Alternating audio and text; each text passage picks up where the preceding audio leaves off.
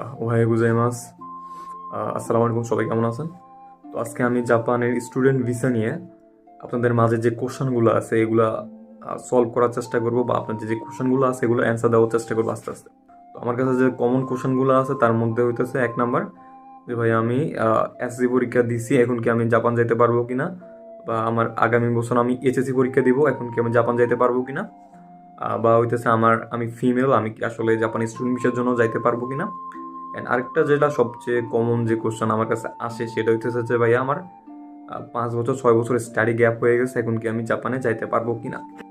আচ্ছা, শুরু থেকে শুরু করি। তো জাপান যাইতে হলে আপনার অবশ্যই এইচএসসি পরীক্ষার সার্টিফিকেট থাকা লাগবে। আপনি জাস্ট পাস করছেন, ওইটা সার্টিফিকেট থাকলেই হবে। আর সেকেন্ড যে কথা সেটা হইতেছে যে আপনি যদি এখন বর্তমানে এইচএসসি পরীক্ষা দিবেন পরের বছরে, যদি এমন হয়ে থাকে তাহলে আমার মত হইতেছে যে আপনি ল্যাঙ্গুয়েজ শেখাটা শুরু করতে পারেন। আপনি চাইলে 2027 সালের শুরুর দিকে জানুয়ারি সেশন অথবা এপ্রিল সেশনে আপনি জাপানে চলে যেতে পারবেন। তাহলে আর কি, যদি আপনি লেট করেন তাহলে ওটার হিসাব আলাদা। থার্ড যে কোশ্চেন যেটা হইতেছে যে জাপানে ফিমেলদের জন্য আসলে কতটুকু সেফ, বা আসলে যাওয়াটা কি আসলে সাজেস্টেবল কিনা।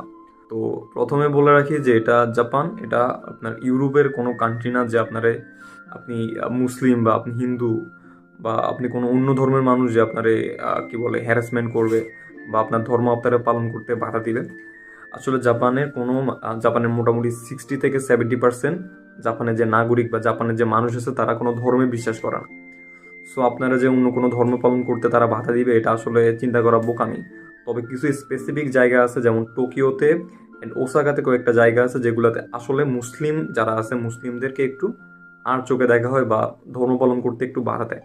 বাট সব জায়গায় না, হাতে গোনা একবারে আমি হাতে ধরে বলে দিতে পারবো যে কোন কোন জায়গা। এছাড়া ফুল জাপানে আপনি সেফভাবে আপনি চাইলে পর্দা হিজাব যা করার করতে পারবেন, ওটা লাগে কোনো অসুবিধা না। আমাদের থার্ড যে কোশ্চেন সেটা হচ্ছে যে স্টাডি গ্যাপ আছে, এখন আমি জাপান যাইতে পারবো কিনা। তো আপনি যদি এখন অলরেডি পড়াশোনা চলা অবস্থায় থাকে, যেমন আপনি রানিং আপনার অনার্স আছে, অনার্স চলতেছে বা মাস্টার্স চলতেছে, তাহলে অসুবিধা না। আপনি যদি ব্যাচেলার চলতেছে এমন হয় তাহলে অসুবিধা নাই।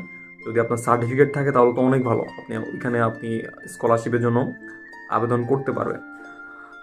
এইচএসসি পরীক্ষা দিয়ে আপনি পড়াশোনা আর করেন নাই, তাহলে আমার মতে আপনার যদি 5 বছরের একটা গ্যাপ থাকে তাহলে আপনি জাপানি স্টুডেন্ট ভিসাতে যাইতে পারবেন। 5 বছরের বেশি হইলে আবার যাওয়া যায় না এমনটা না, বাট একটু প্রবলেম হয় আর কি।